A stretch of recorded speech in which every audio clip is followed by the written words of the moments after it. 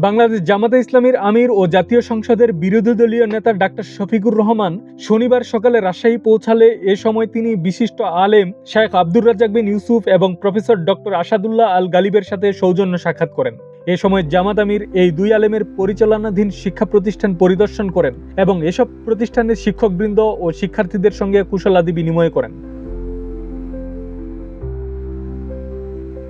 সংক্ষিপ্ত সফরে জামাত নেতৃবৃন্দ রাজশাহীর ডাঙ্গিপাড়ায় অবস্থিত শেখ আব্দুর রাজ্জাক বিন ইউসুফের শিক্ষা প্রতিষ্ঠান আল মার্কাজুল ইসলামী আস সালাফি পরিদর্শনে গেলে আব্দুর রাজ্জাক বিন ইউসুফ ও তার সহকর্মীগণ জামাত নেতাদের স্বাগত জানান। এছাড়াও জামাতের আমির ডাক্তার শফিকুর রহমান নওদাপাড়ায় অবস্থিত প্রফেসর ডক্টর আসাদুল্লাহ আল গালিব পরিচালিত শিক্ষা প্রতিষ্ঠান আল মার্কাজুল ইসলামী আস সালাফিও পরিদর্শন করেন। এ সময় জামাত আমির এখানে পৌঁছালে প্রতিষ্ঠানের শিক্ষার্থীগণকে উচ্ছ্বাস প্রকাশ করতেও দেখা যায়। এই দুই আলেম এবং তাদের সহকর্মীদের দ্বীনী খেদমতের জন্য শুকরিয়া আদায় করেন জামাতের আমির এবং দ্বীন প্রতিষ্ঠায় মুসলিম উম্মাহকে ঐক্যবদ্ধ থাকার বিষয়ে তাদের অবদান রাখারও আহ্বান জানান তিনি।